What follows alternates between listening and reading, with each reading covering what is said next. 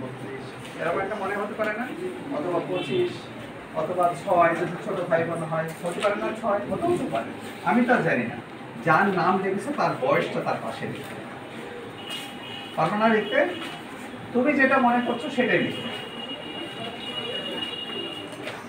যদি মায়ের নাম লিখে থাকে তাহলে মায়ের বয়সটা লিখবো, বাবার নাম লিখবে বাবার বয়স, দাদার হলে দাদার, ফুপির হলে ফুপির, ছোট ভাই বোনের যদি হয়ে থাকে বড় ভাই বোনের তার বয়সটা লিখে ফেলছো সবাই। শেষ। খুব কঠিন জিনিস। আচ্ছা, একে 10 দিয়ে গুণ করতে পারবা? এই সংখ্যাটাকে 10 দিয়ে গুণ করলে কত হবে সেটা তুমি লিখে ফেলো। মনে করো আমি লিখছি 32, তাই না? একে যদি আমরা গুণ করি কত দিয়ে? 10 দিয়ে, তাহলে কত হবে? ইংরেজি লিখতে হবে। একে ভাই বাহাদুর আসলে তো লোক লিখবা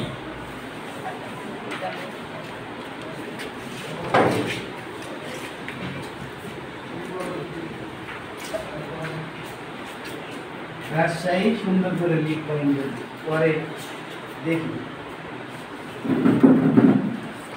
তো ম্যাডাম আসছে চেক করছে।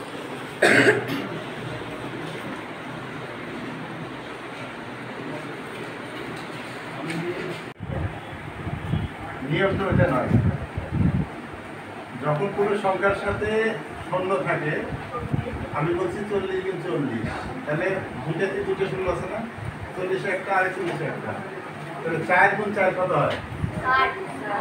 4 গুণ 4 কত হয়? 16 হয়। 16 আর ওইদিকে কয়টা শূন্য ছিল? দুটো শূন্য ছিল না? 16 পাশে দুটো শূন্য দিলে কত হয়? হ্যাঁ, তোমরা তাহলে কি করে বললে যে ওটা হলো 800 বা 400? কি বললাম? যদি শূন্য দিয়ে কোনো সংখ্যাকে গুণ করে, শূন্য আল্লাহ যদি কোনো সংখ্যা গুণ করতে হয় তাহলে ওই সংখ্যাকে দুটো গুণ করে দিবে, আর যে কোনো সংখ্যা থাকবে তার পাশে পয়সা দিলে দুটো হয়ে গেছে, তাই না? তো এখন যদি 50 গুণ 50 কত হবে?